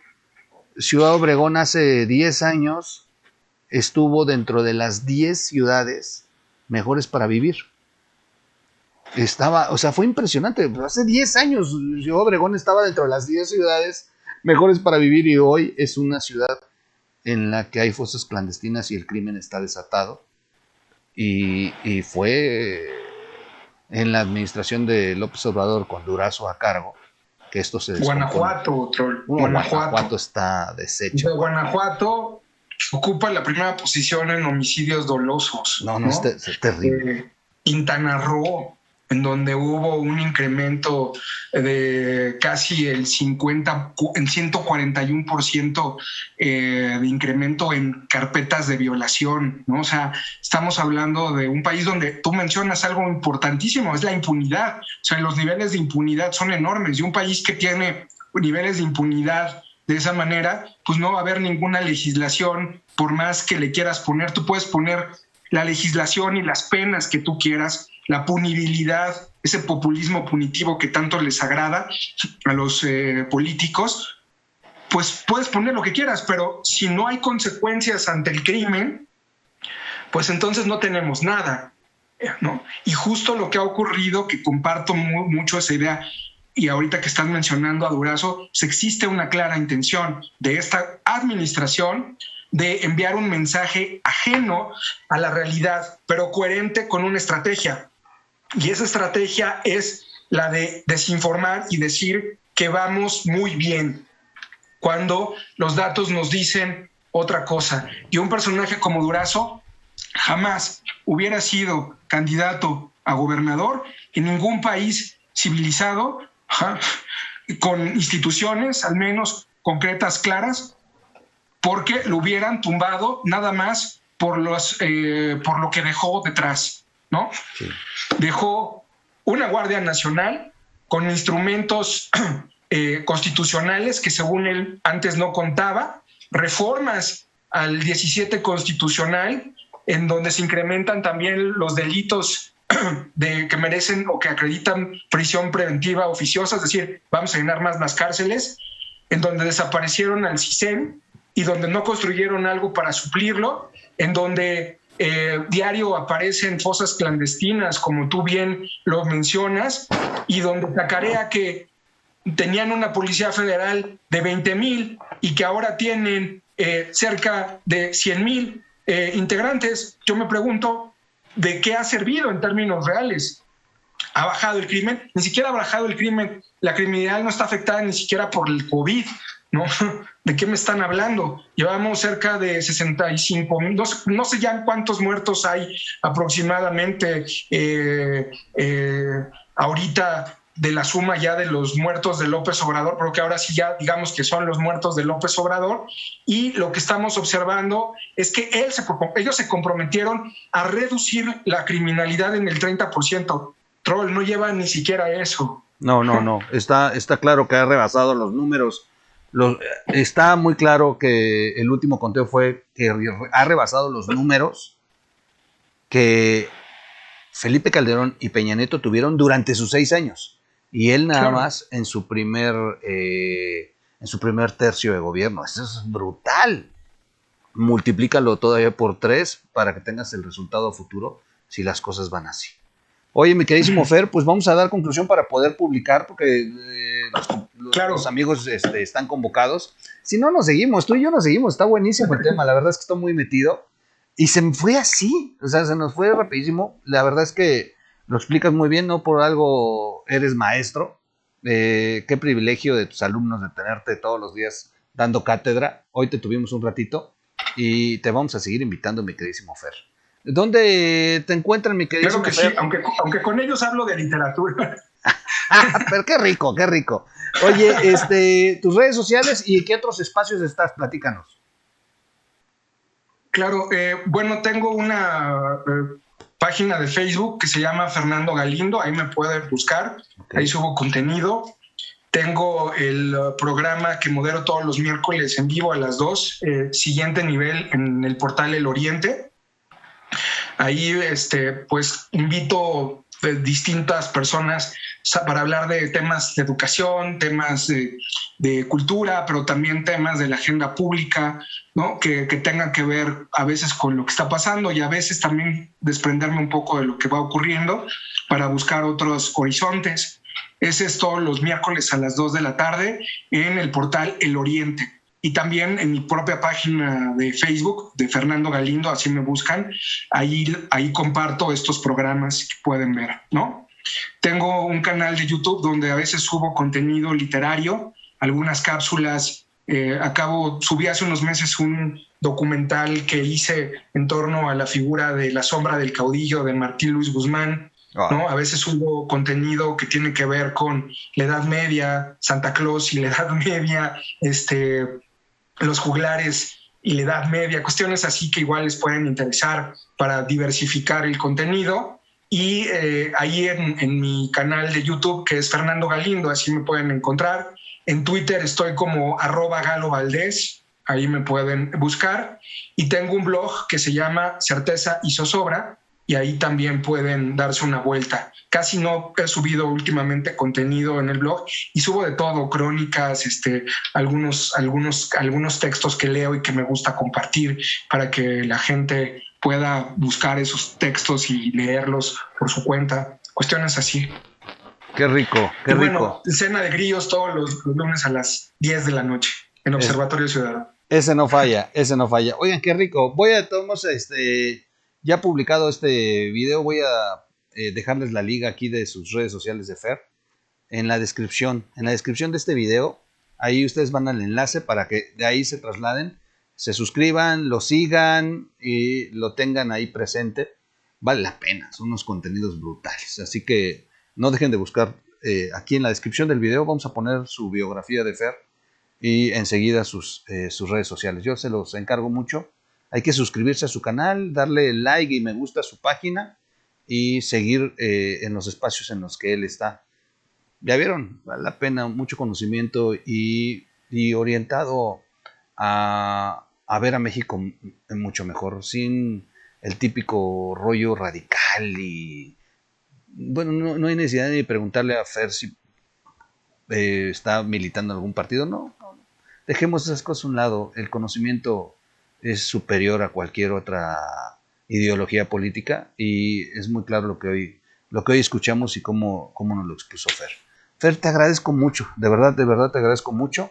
Espero que no sea la primera vez, de verdad que no va a ser la primera vez, te voy a volver a invitar, voy a seguir aprovechándome de tu conocimiento para poder que tengamos, gracias a personas como tú, la oportunidad de tomar decisiones más adecuadas basadas en una información más exacta de las cosas. Mi aprecio total, mi queridísimo Fer, y en otra ocasión ya echaremos más relajón, porque me gusta preguntarles más, pero como te voy a tener aquí seguramente en otra ocasión, ya dará para preguntarte seguramente alguna de las que están poniendo aquí de nuestras seguidoras, si eres casado, tienes novia, cada quiero sales por el pan. No faltan esas preguntas dentro de las seguidoras, así que ya será en otro programa donde les daremos más datos de tu persona, mi queridísimo Fer. Querido Troll, yo quiero agradecerte también la invitación. La conversación también se me fue el tiempo rapidísimo. Y bueno, te agradezco mucho la generosidad de tu espacio y también la generosidad de tu persona. Siempre te veo como alguien que tienes este entusiasmo, pero también este don de gentes que se agradece mucho en este tipo de espacios. Y a todo el público que además te sigue con mucho cariño y mucho afecto, y me gustan esos públicos que son tan entregados. Sí, tenemos una comunidad latroliana que si son las 3, 4 de la mañana, ahí estamos publicando, y ahí estamos todos. Anoche eran las 3 de la mañana y estábamos más de 800 conectados. Dices, no puede ser posible que seamos tan irregulares, pero no se pone bueno el ambiente. Gracias, mi queridísimo Fer. Pues ya eres parte de esta comunidad y somos parte de la comunidad de Observatorio. Y los lunes, la gran mayoría de los que estamos aquí hoy, siempre los acompañamos a ustedes. Vas a ver, les va a gustar esta entrevista, les va a gustar mucho, yo lo sé. Compartan la entrevista. Yo lo único que les puedo pedir es, así como el artista se nutre del aplauso, nosotros nos nutrimos de su like y de que compartan estos materiales para que otros puedan tener la oportunidad de que les suba agua al tinaco. Así de fácil. Si no, no vamos a salir adelante en este país. Necesitamos estudiar mucho, lo hemos insistido. De verdad que entre más conocimiento tengamos, vamos a ser mejores ciudadanos. Gracias a todos. Un comercial antes de despedir el programa. El próximo martes, ¿qué tenemos? Tenemos a Manuel Loaiza Núñez. ¿Conoces a Manuel Loaiza Núñez? No, la verdad es que no lo conozco. Es el autor de este libro, Sin voto no hay democracia. Tenemos al autor de este libro el día martes. No se lo pierdan. También va a ser a las... no sé a qué horas es. Bueno, ya ahí lo vamos a anunciar. Pero creo que es en la tarde. Bueno, sí, porque es martes. No se me cruza Don Ángel Verdugo. Creo que él sí lo vamos a tener en la tarde. Bueno, gracias, mi queridísimo Fer. Un abrazo. Nos vemos el lunes ahí con toda la bandota. Gracias. Y un abrazo. Bendiciones a ti y a todos los tuyos en tu casa. Igualmente, querido Troll. Y a ustedes que nos acompañaron, gracias, de verdad. No dejen de compartirlo. Suscríbanse si no se han suscrito, si llegaron ahí de pura casualidad. Háganlo, vale la pena. Ya casi logramos el umbral de los 200,000. Muchas gracias a todos. Nos vemos como siempre en un siguiente video. Vámonos.